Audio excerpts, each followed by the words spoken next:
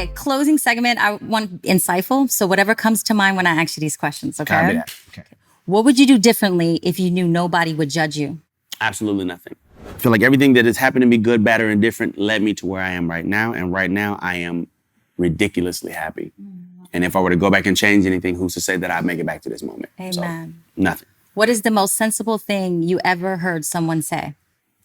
The most sensible thing I ever heard someone say: do your best not to sweat the small stuff. And in the grand scheme of it all, it's kind of all small stuff. It is. My mom told me that a long time ago. And it took me a long Mom. time to realize what the hell it meant. Like this is not small, Ma. Right. She's not calling. Right. I called her and she didn't pick up the phone, man. It's not small. Silly. What gets you excited about life? The concept of who my children are going to be. I think about that all the time. It's like I look at them now as, as kids, and I try to envision who they're going to be as adults, what kind of adults they're going to be, based off of their personalities now. I know of my 5 boys, I got about 2 thugs. Right. Got to figure that out because they're the smallest ones, the babies, and they're just little gangsters. Roman and Braden are little gangsters. I have a Braden too. Really? My little one's Braden. He's 11. Man. I have 2-year-old Braden. Roman is 5 now, and just mean to guys. He's super flirt, with any women, but with guys is very much a. That's funny. I love it. Like he just unbothered.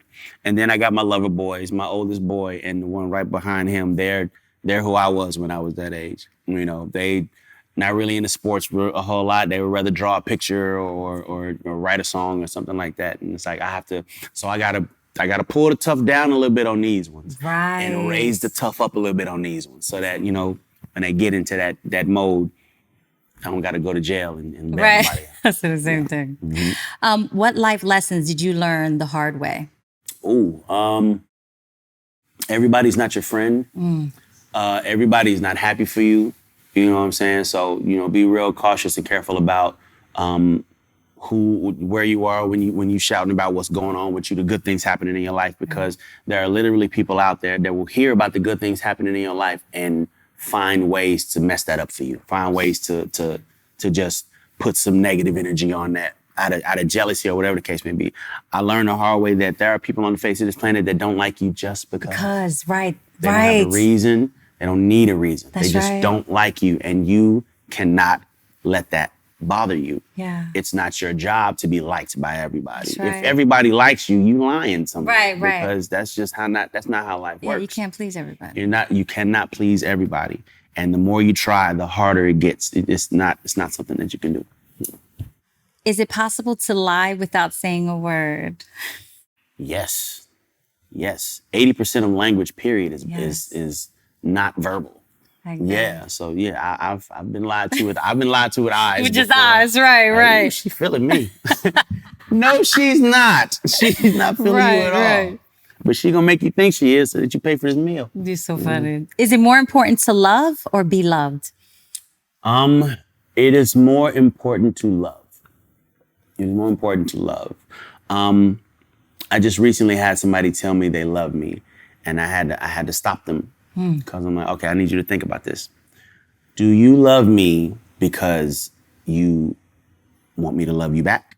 Like, if I don't say I love you back right now, do you still love me? And they're like, well, I mean, honestly, it'd be nice if you'd say it too. And I'm like, but what if I don't feel it? Right. What if I don't love you? Right. Does that mean that you don't love me now? And she's like, well, yeah. And I'm like, well, then you don't love me. Love it. Because if you love me, it ain't got nothing to do with whether or not I love you. You are saying that you have love for me in your heart. That's right. And if that's what that is, then it don't matter what I feel. It don't matter if I feel it or not. So I feel like a lot of people don't even realize what real love actually is. Real love is unconditional. Real love says, I love you regardless of whatever. That's right. I love you if you don't love me. Good, bad, or indifferent. I love you if you hate me. That's right. I love you because I love you, because I have love in my heart for you. And that's an important thing. And that's super rare. Yeah. And the reality is, most of the world is not going to love you. Most of the world is not going to give a damn. They're not going to give a damn. However, in order for you to raise your own personal vibration, love is the key, and it will always be. Do something for somebody other than yourself. Amen. Yeah. If you had an opportunity to get a message across to a large group of people, what would your message be? Love, period, point blank. Love is the key to everything. Raise your vibration, okay? Stop functioning from your root chakra. That's the lowest one, literally. Right. I am is the lowest chakra. You want to open up all 7. You want to get to your crown chakra, okay? That's where heaven is. Hell is your heel. Heaven is here, okay? Amen. Raise your vibration. And the only way to do that is through love and gratitude. These things are like air and water. You need them. You need them. That's Amen. 3 more. What impact do you want to leave on the world? I've actually been asked this question before, and I didn't really like the answer that I gave before. So I gave it some more thought. No, the question was, how do you want to be remembered? What do you want to be remembered for? Okay. And to be honest, all I've ever really cared about is, writing these songs, delivering some quality music, entertainment to the world, telling a story that touched somebody in some way. I stopped concerning myself with awards and award shows and all that stuff a long time ago. Cat ran up on me and told me that he didn't commit suicide because my song came on the radio. Wow. He was about to do it, and my song came on, and he was like, I really like this song. And he just sat there and listened to the song and decided not to kill himself. He came, it was a meet and greet. I'll never forget, it was a meet and greet, and he walked up, and I'm looking at him, and I'm like, there's no way this dude is a Neo fan. Right. He didn't look like a Neo fan. Right. And he's like, bro, I don't need a picture. I don't need a CD. I got it already. I just need to let you know you stopped me from killing myself. Thank you. He gave me a hug and he walked off. And in that moment, I realized the importance, the power of music. That's right. Like, the right song can change a belief, can change a thought, can change an idea, can change a life. Right. The right song. And that's, once you view music from there, it's like all of the, it starts to not be as shiny anymore. That's right. It starts to not matter as much anymore. I give a damn if I ever get invited to another award show. I don't need it. Right. I don't need it. Because I know behind the scenes there's somebody pulling strings back there. This ain't genuine. This ain't authentic.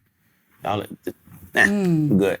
Okay, last one. I'm saving lives with my music. I'm all right. Amen. What is the most defining moment of your life this far? Defining moment of my life this far. I gotta say the birth of my kids, man. Like that changes you. It does. Because I was there. I saw it happen. Like, all of my children have been C-section, except for one. My youngest son was a vaginal birth. And he was actually the first vaginal birth I ever saw. It was crazy. But I will say I've never grasped the concept of a man that doesn't care for his kids or a man that could abandon his kids, because the second I laid eyes on my kids, it was like I would die, kill, steal, whatever, Live to make sure that you're okay. Amen. Right? And it's like it sticks to you. It forces you to hustle harder. That's right. You know what I mean? It's like, all right, we in London for 3 days. You can stay at 4th if you want to, or you can go home. And then think that I'm going home. That's right. I'm going home.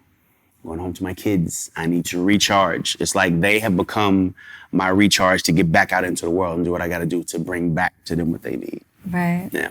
Oh, Yeah, what amazing. that's where I'm at. Thank you for coming. Thank you for having me. I love you. I love you back. Oh, thank you so much. I appreciate you so much. Thank you for watching Gloria Velez Podcast. I'm your host, Gloria Velez. Peace and love.